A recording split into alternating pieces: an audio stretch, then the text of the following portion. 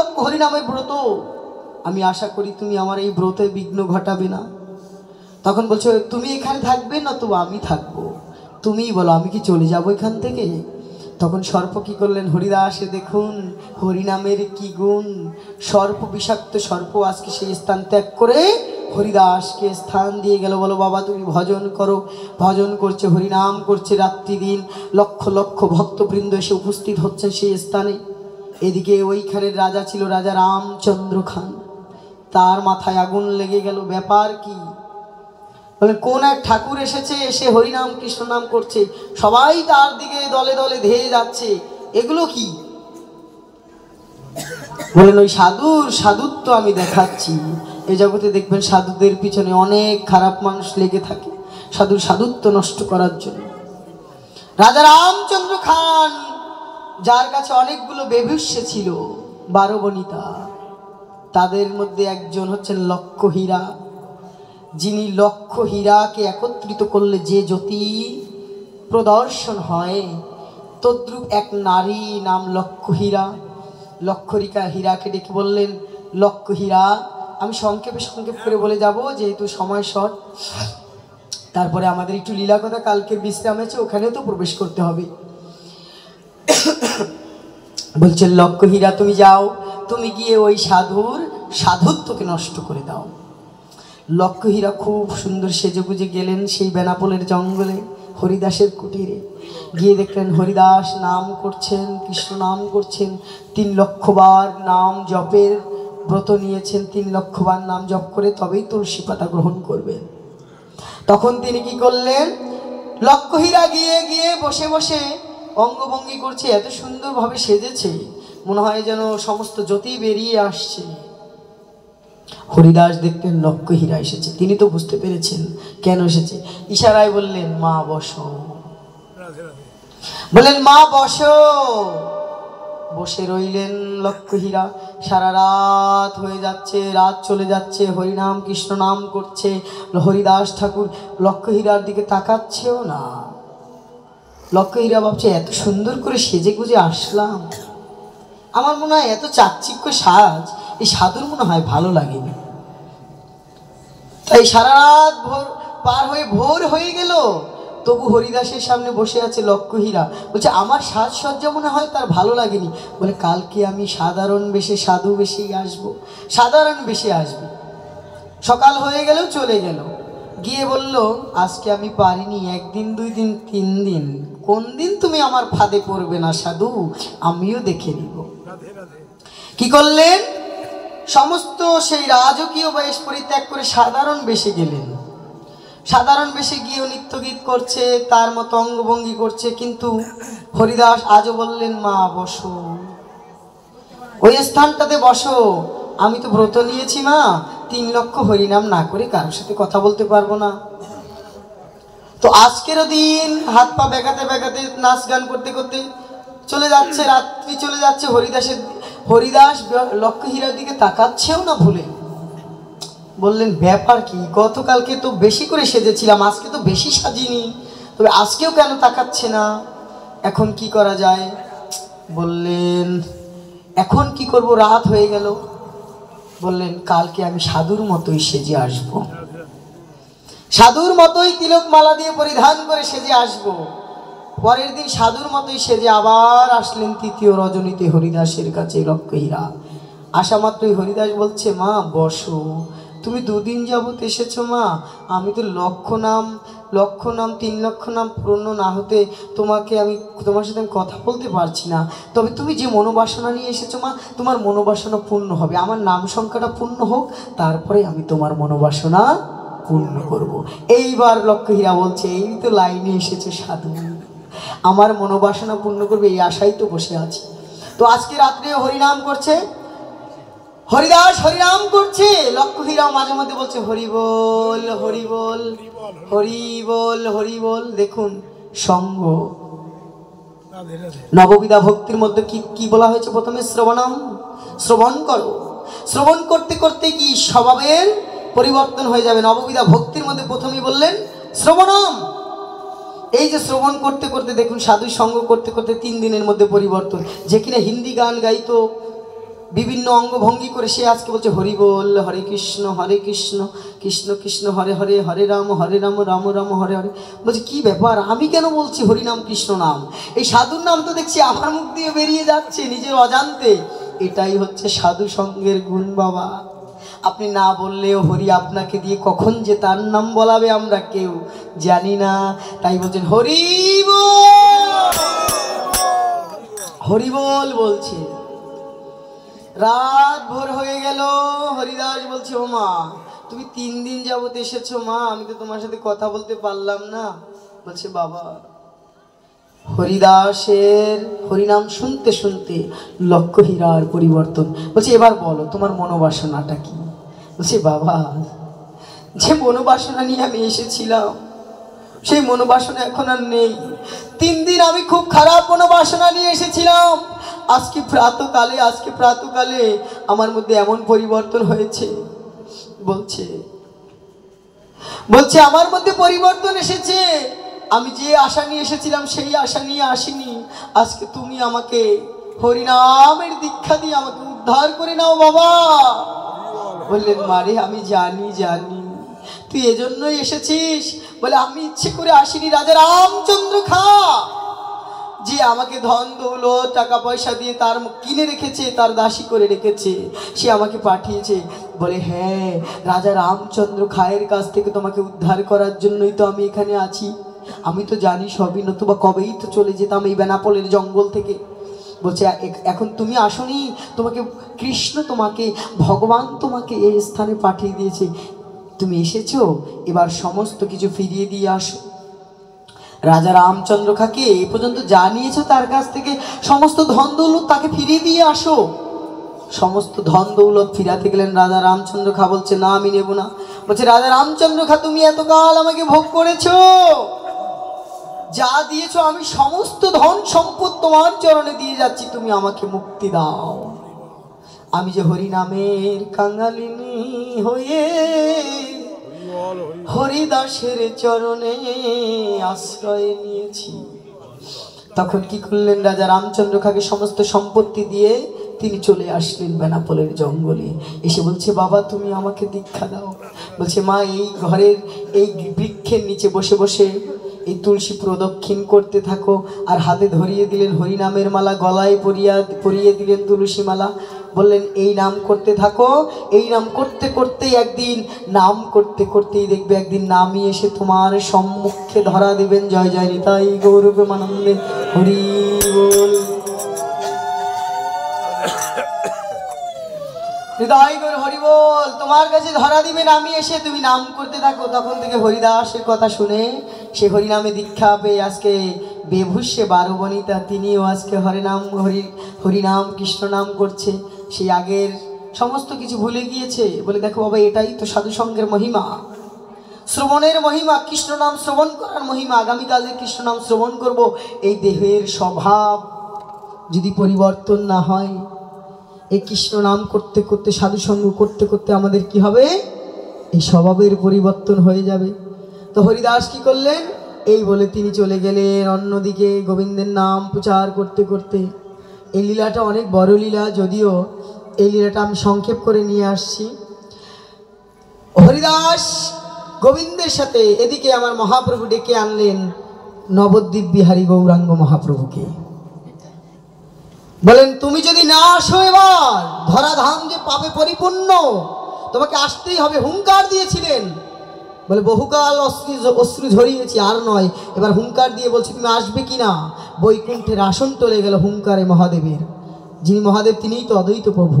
তিনি কি করলেন, এই গৌরাঙ্গকে সেই তুলসীপত্র দিয়ে সেই সুরধনী গঙ্গার তীরে তিনি প্রতিদিন কৃষ্ণ নাম লিখে লিখে ছেড়ে দিতেন গঙ্গায়। একদিন দেখলেন যে একটি তুলসীপত্র উল্টো স্রোতের উল্টো দিকে ধেয়ে যাচ্ছে। তো ভাবলেন আজকে মনে হয় প্রভু কৃপা করেছে, আমার কথা শুনবে। তাই অদ্বৈত প্রভু কি করলেন, সে তুলসী পাতাটির কাছ দিয়ে যেতে লাগলেন। তুলসী পাতাটি যেখান দিয়ে যাচ্ছে, গিয়ে দেখলেন মা শচী দেবী জগন্নাথ মিশ্রের সহধর্মিনী আজকে সুরধনী গঙ্গায় এসেছে প্রাতকালে স্নান করার জন্য। তার নাভিতে গিয়ে স্পর্শ হলো সেই তুলসী পত্র। তিনি বুঝতে পারলেন আমার মহাপ্রভু আমার কৃষ্ণ ভগবান গোলক বিহারী হরি এই মায়ের গর্ভেই আসবেন। হরি বল। এই জন্য অদ্বৈত প্রভু মাঝে মধ্যেই ওই জগন্নাথ মিশ্রের বাড়িতে যেতেন। কবে আসবে আমার গুণ, কবে আসবে, কত আশা পানে চেয়ে আছি, কতদিন দেখি না। এই সংসার এই জগৎ যেন অশান্ত হয়ে আছে, প্রভু তুমি না আসিলে যে সমস্ত কিছু উলট পালট হয়ে যাচ্ছে, দয়া করে তাড়াতাড়ি আসো। তো মহাপ্রভু আসলেন, হরিনাম দিয়ে কি করলেন? মায়েরা একটু ঘুম। মহাপ্রভু এসে কি করেছেন? হরিনাম দিয়েছেন না? কি নিয়ে এসেছেন? হরিনামের গাড়ি। জয় রাধে। আবার লীলা কথায় প্রবেশ করছি, একটু গান হয়ে যায় নাকি?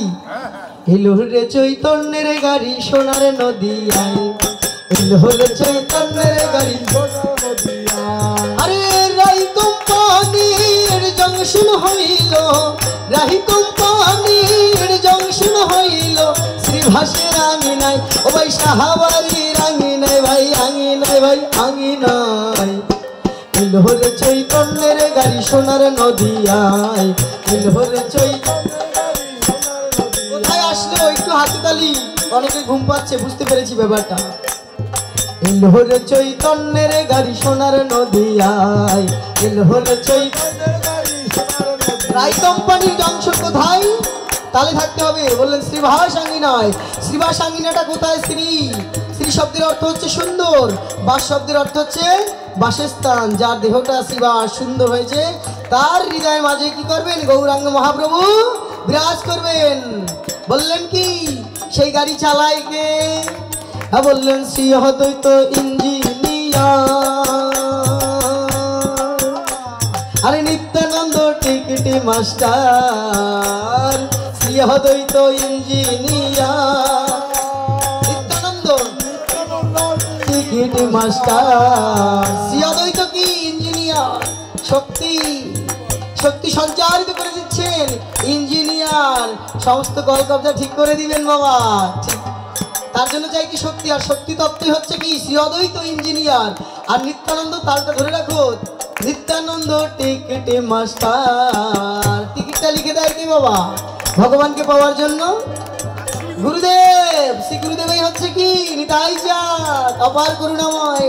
হে বললেন শ্রী অদ্বৈত ইঞ্জিনিয়ার, নিত্যানন্দ টিকিট মাস্টার। আরে শ্রী গৌরাঙ্গ হয়ে ড্রাইভার, দুবাহু দূরে হয়ে ড্রাইভার।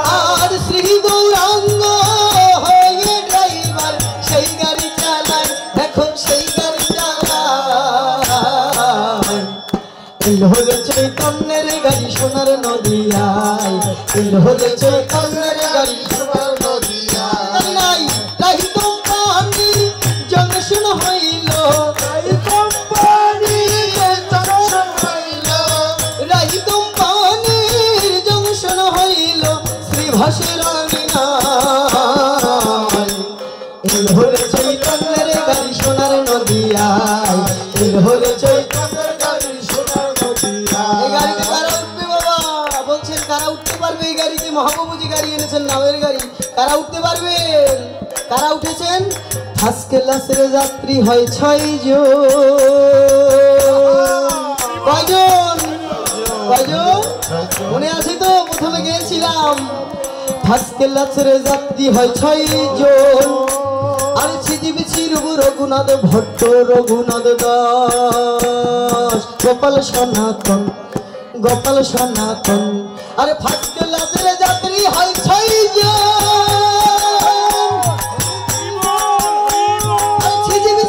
রঘুনাথ ভট্ট, রঘুনাথ দাস, গোপাল সনাতন। ও তারা নবদ্বীপে টিকিট কেটে, তারা নবদ্বীপে টিকিট কাটে, তারা নবদ্বীপে টিকিট কেটে বৃন্দাবনে চলে যায় রে, চলে যায় রে, চলে যায়।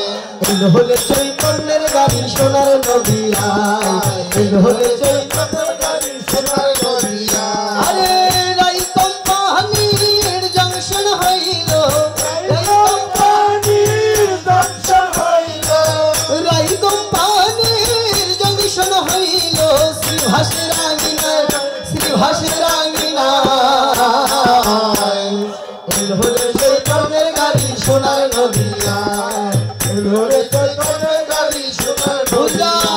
কারণ ফার্স্ট ক্লাসের যাত্রী পেয়েছেন কয়জন? 6 জন। চিরূপ সনাতন ভট্ট রঘুনাথ আর শ্রীজীব গোপাল ভট্ট দাস রঘুনাথ, তাহার চরণ করি বন্দন, যাহা হইতে বিঘ্ন নাশ অভিষ্ট পূরণ। যাদের চরণে শরণ নিলে ভজন পথে যত বিঘ্ন আছে বাধা আছে সমস্ত কি হয়ে যাবে? বিনাশ হয়ে যাবে। আর কি হবে? তালটা আর কি হবে? অভিষ্ট পূরণ। মনের মধ্যে যত অভিষ্ট আছে সমস্ত অভিষ্ট পূর্ণ হবে এই স্বর্গস্বামীর নাম নিলে। বলেন এই গাড়িতে চড়বে কারা? কত ধনী মানি। কি বললেন? কারা চলতে পারে না হরিনামের গাড়িতে? মহাপ্রভুর গাড়িতে কারা আসবে না কালকে? যাদের আত্ম অহংকার, দম্ভ, দর্প, জাতিবিদ্যা, মহত্ব, রূপ, জৈবন, 5টি কাটা যাদের হৃদয়ে গাথা, তাদের দেহ কালকের হরিনামের সঙ্গে লাগবে না। তাই বলছেন কি? কত ধনী মানি ঘরে ফিরে আর টিকিট ছাড়া যাইতে না রে। কত ধনী মানি ঘুরে ফিরে আর টিকিট ছাড়া যাইতে না রে। ও টিকিট জাস্তি করে সাইন করে দেয়, জাস্তি করে সাইন করে দেয় রামানন্দ রায়। ও দেয় রামানন্দ রায়। এলোরে চৈতন্যের গাড়ি সোনার নদিয়ায়, এলোরে চৈতন্যের গাড়ি একসাথে।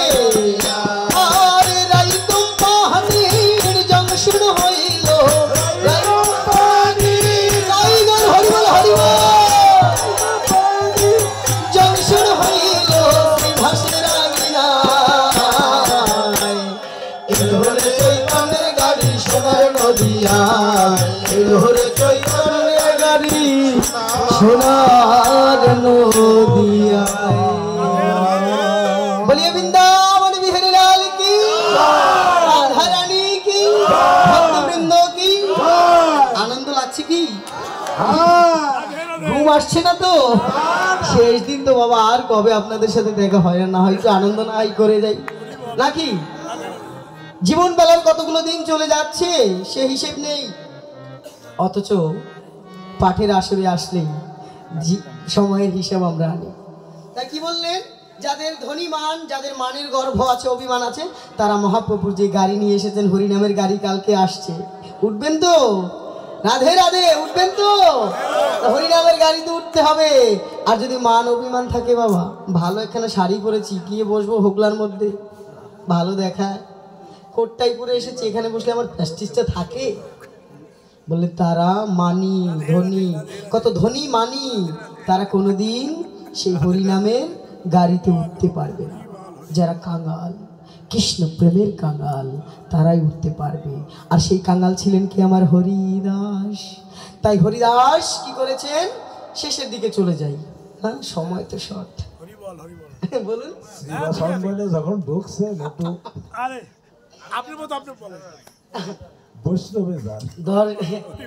দেড় ঘন্টা না, আবার ওই তত্ত্বে গেলে তো সময় আরো। এখন বৃন্দাবন লীলার একটু বাকি আছে আমাদের, কালকের লীলাটা তো একটু শ্রীবাস। এইটুকুই বলে দেয়, শ্রী যার দেহটা সুন্দর, বাস তো বাসস্থান, যার দেহটা সুন্দর, যার বাসস্থানটা সুন্দর, তার হৃদয়ে গোবিন্দ বসবাস করবে। হরিদাস, যিনি হরির দাসত্ব করছেন, তিনি হরির দাস। তো এই যে শ্রীবাস, এই যে মাত্র 2-3টি ভাইরা আমার, কোন দাদা দাদা যেন যে 2-3টি দাদা, আপনি বলছেন শ্রীবাস নবদ্বীপে, শ্রীবাসের কথা আমি নাই বা বললাম, অনুমানের কথা নাই বলছি, বর্তমানের কথাই বলে যাচ্ছি আপনাদের মাঝে। এই শ্রীবাস অঙ্গন এটাই কালকের জন্য, এই কয়দিনের জন্য এটাই শ্রীবাস অঙ্গন। অক্লান্ত পরিশ্রমের মধ্যে দিয়ে লোকের কথা শুনে দাঁড়ে দাঁড়ে গিয়ে ভিক্ষে এনে এনে বলছে আমি গোবিন্দ সেবা দিব, তোমরা যে যা পারো দাও। এটাই তো শ্রীবাস। কতজন মুখ ঝামড়া দিয়েছে, কত কিছু বলেছে, মাথা নিচু করেছিল, কিছু বলেনি। বলে কত লোক কত কথা বলেছে, কিছু বলিনি, মুখ বুঝে সহ্য করে নিয়ে এসেছি। আর বৈষ্ণবের কাজই তো হচ্ছে সমস্ত কিছু সহ্য করা। আপনি শ্রীবাসকে আর কোথায় পাবেন বাবা? এইটাই তো শ্রীবাস অঙ্গন। কালকে যেখানে আমার গৌরাঙ্গ হরি কি করবেন? কীর্তন করবেন, আর আপনারা নৃত্য করবেন। তাই বলেন মান অভিমান নিয়ে গোবিন্দের গাড়িতে ওঠা যাবে না, তারা বসবেও না, কীর্তন শ্রবণ করবেও না। কত প্রেম বন্যা যায় রে বয়ে, লাগে না প্রেম না ডুবিলে। কত মানুষ মহাপ্রভু বলেছেন চৈতন্য অবতারে বাহিবে মামৃত বন্যা। কবি রাজ গোস্বামীপাদ বলেছেন সর্বজীব প্রেমে ভাসে পৃথিবী হইলা ধন্যা, এ বন্যায় যে না ভাসে সে জীব ছাড়, কোটি কল্পে তবে তার নাহি কো নিস্তার। এই যে প্রেমের বন্যা এনেছি, এই বন্যায় যদি এবার না ভাসো বাবা কোটি কল্পকালে, বারে বারে আর আশা হবে না। তুমি ভেবেছো কি মনে? যাই গানে যাচ্ছি না, বারে বারে কিন্তু আর আশা হবে না, এমন প্রেমের ঢেউ তুমি পাবে না। তাই ডুবো, শুধু ভাসলেই হবে না, হরি নামের মধ্যে ডুব দাও তবে মণিমুক্তা পাবে, গলায় অলংকার তৈরি করে পড়তে পারবে। তাই সেই হরিনাম সমস্ত মান অভিমান দম্ভ ভুলে গিয়ে হরিদাস, যিনি গোবিন্দের নাম নিয়ে বলেছিলেন সেই পুরীধামে বসে প্রভু বলছে 3 লক্ষ নাম নিয়ে তবেই তিনি অন্ন গ্রহণ করেন। আজকে গোবিন্দ দাস গিয়েছে, বলছে হরিদাস তোমার জন্য আমার মহাপ্রভু যে প্রসাদ পাঠিয়েছে। বলছে আমি প্রসাদ নিব কি করে, দেহটা এখন আর চলছে না আগের মতো, আগের মতো এখন আর দেহটা চলছে না। কিন্তু সংখ্যা পূর্ণ না হলে যে প্রসাদ নিব না, অন্ন গ্রহণ করব না। আবার মনে মনে ভাবছেন যদি প্রসাদও ফিরিয়ে দেই আমার গোবিন্দকে অপমান করা হয়ে যায়, প্রসাদ আর গোবিন্দ অভেদ, তাকে যদি ফিরিয়ে দেই, প্রসাদ যদি ফিরিয়ে দেই আমার ভগবানকে অমান্য করা হয়ে যায়, আর যদি প্রসাদ নেই তবেও প্রতিজ্ঞা ভঙ্গ হয়ে যায়, এবার কি করব। তখন তিনি কি করলেন, গোবিন্দকে বললেন গোবিন্দ দাস, তার মহাপ্রভুর সেবক গোবিন্দ দাস বললেন কিঞ্চিত, এই আঙুল দিয়ে কিঞ্চিত একটু প্রসাদ জিহ্বার মধ্যে তিনি নিয়েছিলেন। বললেন প্রসাদের মান রাখা হলো, আমার উদরও ফুর্তি হলো না, আমি নাম সংখ্যা পূর্ণ করব। তো মহাপ্রভু এসে বলছেন ও হরিদাস তোমার এখন অনেক বয়স হয়েছে, এখন একটু নাম সংখ্যা কমিয়ে দিতে তো পারো, তোমার তো ভজনের দেহ, সিদ্ধ দেহ। এই জগতে আলু সিদ্ধ করলে কি হয় বাবা? হ্যাঁ, গলে যায় না, নরম হয় না। আলু পেঁপে বলুন, যাই বলুন, উস্ত করলা যাই বলুন, তা সিদ্ধ করলে নরম হয়ে যায়। আর যারা ভজনশীল, ভজন সাধন ভজন দিয়ে যাদের দেহটা সিদ্ধ হয়ে যায়, তারাও দেখবেন নরম। উত্তম হইয়া বৈষ্ণব হবে নিরভিমান, জীবে সম্মান দিবে জানি কৃষ্ণে অধিষ্ঠান। সমস্ত জীবের মধ্যেই ভগবান আছেন এই ভেবে সমস্ত জীবকে সম্মান করবেন বৈষ্ণব। তিনি নর্ম ভদ্র নরম থাকবেন। তৃণদপি শুনিছেন তররূপু সহিষ্ণু না অমানি না মানদেন কীর্তনীয় সদাহরি, তিনের মতো নিচু হবেন তিনি। তাই বলছেন হরিদাস তোমার দেহটা তো সিদ্ধ হয়েছে, তুমি তো নরম হয়ে গিয়েছো কৃষ্ণ প্রেমে, তোমার কি এত নাম করার দরকার? এখন একটু কমিয়ে দাও না নাম সংখ্যাটা।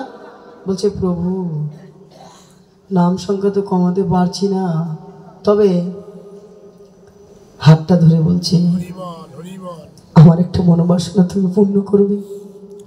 আমি জানি তুমি ধরাধামে বেশি দিন আর থাকবে না। 24 বছরের যে শেষ মাঘ মাস, তাহার শুক্লপক্ষে গৌরাঙ্গ মহাপ্রভু করেছিলেন সন্ন্যাস। 6 বছর তীর্থ ভ্রমণ করে 18 বছর গম্ভীরায় সেই কাশীনাথ মিশ্রের বাগান বাড়িতে বসে বসে কৃষ্ণ নাম করেছেন, রসাস্বাদন করেছেন। হরিদাস বলছে আমি কিন্তু বুঝতে পেরেছি তুমি বেশি দিন ধরাধামে থাকবে না, আমাকে ছেড়ে তুমি চলে যাবে। আমার এই যবনের দেহ, পচা দেহ নিয়ে কতকাল ধরে এই ধরাধামে বিরাজ করছি, আমি মরবো না, আমি চলে যাব না, আমার আগে তুমি চলে যাবে, এই চলে যাও আমি দর্শন করতে পারবো না, আমি সহ্য করতে পারবো না। তিনি বুঝতে পেরেছেন মহাপ্রভু আর বেশি দিন ধরাধামে থাকবে না, প্রকট হবেন, লীলা প্রকট করবেন, তিনি চলে যাবেন গোলক বৈকুণ্ঠে। বলছে প্রভু একটা অনুরোধ রাখবে আমার, অনেক তো হলো আর পারছি না। বলে কি হরিদাস? বলে তুমি যা চাইবে, যা চাইবো দিবে। বলছি দিব না কেন, তুমি বলো। তোমাকে স্পর্শ করে আমি পবিত্র হয়ে যাই হরিদাস, তোমার মতো ভক্ত কি এই জগতে দ্বিতীয়টি আর আছে? কে শোনাবে হরিনাম আমাকে? তোমার মতো করে কেউ শোনায় না হরিনাম, কৃষ্ণ নাম।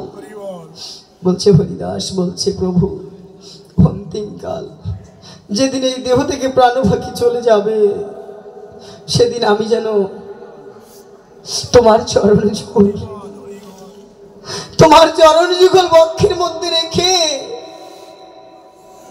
আর নয়নে তোমার চাঁদ বদন দর্শন করতে করতে যেন আমার এই দেহ থেকে প্রাণ চলে যায়। মহাপ্রভু বলছে কি বললে হরিদাস, একই বললে তুমি আমাকে ছেড়ে চলে যাবে? তুমি আমাকে ছেড়ে চলে যাবে, আমার কি হবে একটিবার ভেবে দেখেছো? কে শোনাবে, কে শোনাবে মধুর কৃষ্ণ নাম? না না না না না হরিদাস, আমি এই বর তোমাকে দিতে পারবো না। বলছে না প্রভু, আমি জানি, আমি জানি তুমি আমাকে ছেড়ে চলে যাবে, আমি তোমার চলে যাওয়া সেই বিরহ যে আমি সহ্য করতে পারবো না। লক্ষ্মী প্রিয়া সহ্য করতে পেরেছিল কি? ভগবানের স্ত্রীকে সর্পে কামড় দেয়, এটাও কি মানা যায়? বলছে কোন সর্পে দিয়েছে? বিরহ রূপী বিচ্ছেদ রূপী সর্পে আঘাত করেছিল লক্ষ্মী দেবীকে, এই জাগতিক সর্পে কিন্তু তাকে আঘাত করেনি। বলছে আমি কি করে সহ্য করব, আমি তো সহ্য করতে পারবো না, তুমি আমার এই মনোবাসনাটুকু পূর্ণ করো। তখন মহাপ্রভু বললেন ঠিক আছে হরিদাস, কে আর তোমার মতো করে আমাকে এই নাম শ্রবণ করাবে হরিদাস? 3 লক্ষ হরিনাম করবে, কাকে দেখে আমি পবিত্র হব? কাকে দেখে আমি পবিত্র হব? তোমাকে দর্শন করেও আমি পবিত্র হয়ে যেতাম হরিদাস। আমি কার কাছ থেকে মধুর কৃষ্ণ নাম শুনবো? কে জগতে বান্ধব আছে?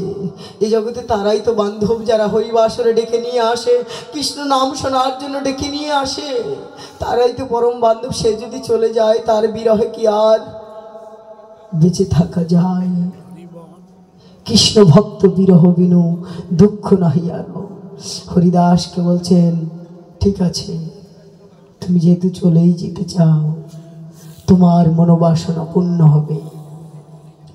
সমস্ত ভক্তদের মহাপ্রভু ডাকলেন, বললেন তোমরা সবাই হরি নাম করো, কৃষ্ণ নাম করো। কেউ বুঝতে পারছেন না, মহাপ্রভু তো জানেন। এমনি সময় মহাপ্রভু হরিদাসের কাছে চলে গেলেন। হরিদাস বলছেন হরে কৃষ্ণ হরে কৃষ্ণ কৃষ্ণ কৃষ্ণ হরে হরে, হরে রাম হরে রাম রাম রাম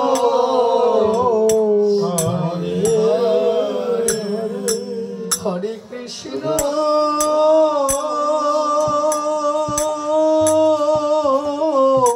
হরে কৃষ্ণ কৃষ্ণ কৃষ্ণ। তোমার চোখের জলে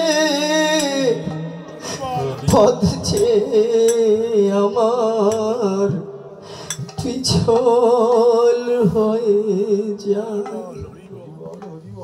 হরিদাসের নয়নে জল। বলছে প্রভু কৃপা করো, প্রভু কৃপা করো। হরিদাসকে বললেন হরিদাস আসো কাছে। হরিদাস কাছে গিয়ে মহাপ্রভুর কমল বদন, কমল পদ্ম খানি কি করলেন? নিজ পদ্ম দুই ভিঙ্গমুখ পদ্মে দিলেন, গোবিন্দের চরণ দুখানি বক্ষে নিয়ে মুখের মধ্যে নিলেন। আর নয়নে নয়নে গোবিন্দের রূপ দর্শন করতে করতে, সেই ভুবন ভোলান রূপ দর্শন করতে করতে আজকে মহাকালের পথ দিয়ে অন্তিমে হরিদাস গমন করলেন। আর হরিদাসকে হারিয়ে মহাপ্রভু আজকে হরিদাসের মৃতদেহ নিয়ে কোলের মধ্যে বলছে স্বরূপ রায় রামানন্দ, আমার রঙ্গ যায় জ্বলিয়া,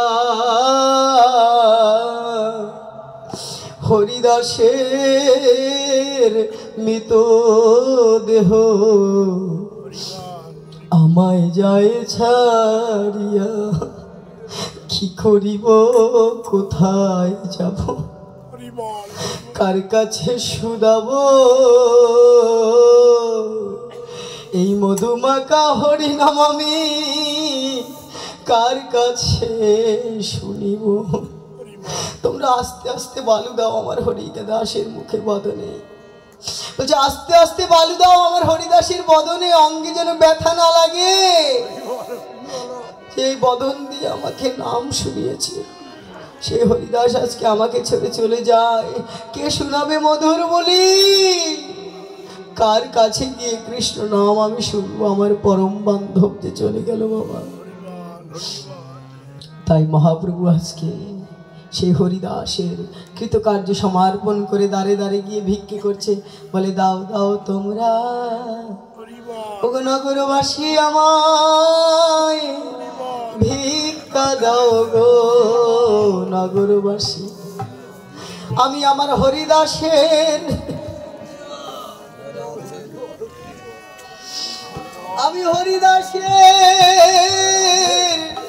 কৃতকার্য করব, আমি মহোৎসব করব। তোমরা দাও দাও আমায় ভিক্ষা দাও। আজকে হরিদাসের জন্য প্রভু ভিক্ষা করছে। হে বৈষ্ণবগণ আমার মায়েরা, আপনারাও এই অধমকে যদি একটু ভিক্ষা দান করেন, সে ভিক্ষা দিয়েই আমি ভগবান নদী পার হয়ে যেতে পারবো। হরে কৃষ্ণ হরে কৃষ্ণ কৃষ্ণ কৃষ্ণ হরে হরে, হরে রাম হরে রাম রাম রাম হরে হরে, হরে কৃষ্ণ কৃষ্ণ কৃষ্ণ হরে হরে, হরে রাম রাম রাম হরে হরে। জয় জয় মহাপ্রভু বিদ্যানন্দ হরি হরি বল।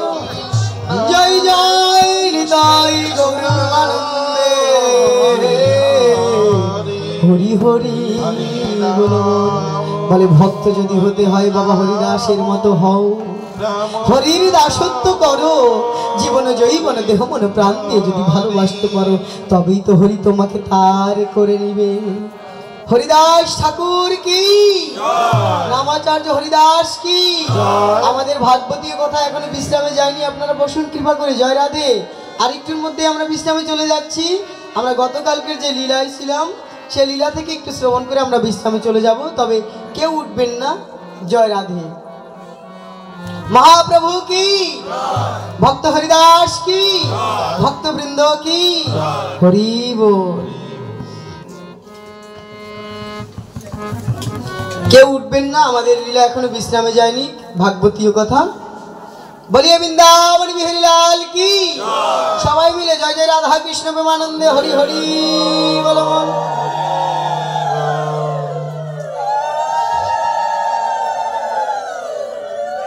হে বৈষ্ণবগণ আমার মায়েরা বাবারা, গতকালকের আলোচনার প্রসঙ্গ ছিল গোপালকে বেঁধেছেন মা যশোমতী, নাকি?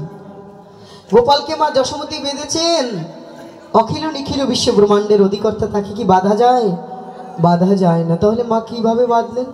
যখনই বাঁধতে গেলেন প্রথমে ধরলেন, বলে নয়নেই জল দিয়ে তাকে ধরা যায়। প্রথমে মা যশোমতী তাকে ধরেছেন, এবার বেঁধেছেন, বাঁধবেন। যখনই বাঁধতে যাচ্ছেন তখনই 2 আঙুল দড়ি কম পড়ে যাচ্ছে, নাকি?